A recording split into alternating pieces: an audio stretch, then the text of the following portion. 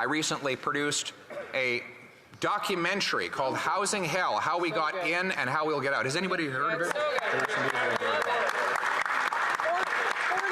I see some backbench liberals, some random liberals in the backbench over there have even heard of it, and it's nice because they don't really get put to any good use. It's good that they were able to have a quiet 15 minutes to soak in this production. Well, maybe I'll make a few more and it will add up to an hour, and then the member will have something to do with himself when he's away on Christmas break. Maybe that will be the Christmas gift that appears under that member's tree when he wakes up and opens his phone, Mr. Speaker. Now, we have seen an absolute meltdown by the bought and paid for media. First of all, they were furious that I went around them. How dare I communicate directly with Canadians, they said. And so they proceeded with no success to try and poke holes in it. You see, the documentary introduces roughly a new fact every 20 or 25 seconds, and for the entire 15-minute period. And the media was desperate to find an error or a problem, and they couldn't find a single factual error in the entire documentary. They tried, but let me review some of these undisputable facts because they're all publicly sourced with proof to show where they come from. For example, 9 out of 10 Canadians believe they will never be able to afford a home, a survey shows. That is a headline right out of the Milton Reporter on April 25th, 2022. It's so much worse now than it was back then. This headline from the Globe and Mail: this 57-year-old grandmother didn't choose the van life, the housing crisis chose it for her. That was May of 2023. Imagine the miserable life for this wonderful grandmother after 8 years of this Prime Minister. Then we have that students are forced to live under bridges. That too was a news headline.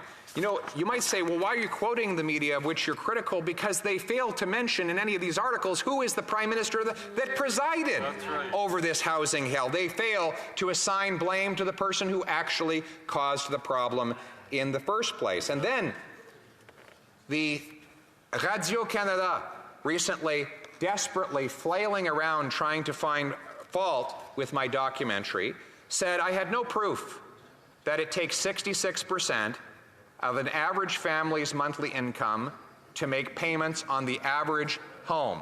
Well, the report comes from RBC in their quarterly housing affordability calculation. They've been doing it for 40 years, and it is now higher than it has ever been in their recorded history. Wow. That's because housing costs have not only grown, but they have vastly outgrown our very poor and miserable wage growth under this Prime Minister. Then they went on to their next excuse, claiming that Canada's housing hell is just part of some global phenomenon. Well, that's an easy claim to dispute and disprove because, of course, our housing hell is so much worse than any other country on earth. For example, Toronto is rated by UBS Bank as the worst housing bubble in the world. Vancouver is the 6th.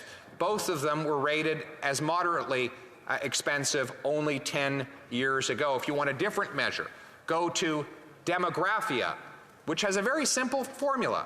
They divide the average house price in a country or a city by the average income.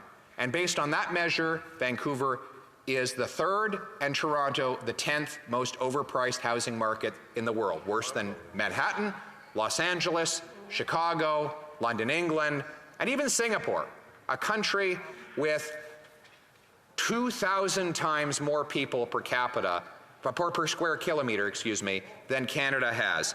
And therefore, you cannot say, look at the comparison with the United States. The average American housing prices, depending on the measurement, are 25 to 40% cheaper in border towns. Often, house prices on the Canadian side, 15 minutes away, are double or even triple the cost of south of the border.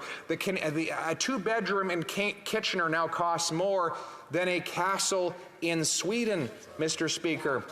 In fact, the OECD did a measurement of the growth in house prices relative to the growth in incomes in all of the roughly 40 OECD countries and Canada saw the second worst deterioration of housing affordability since this Prime Minister took office in 2015. So no, you cannot blame it on some global phenomenon. It is a uniquely Canadian hell, that is a uniquely here and now hell. The Prime Minister is responsible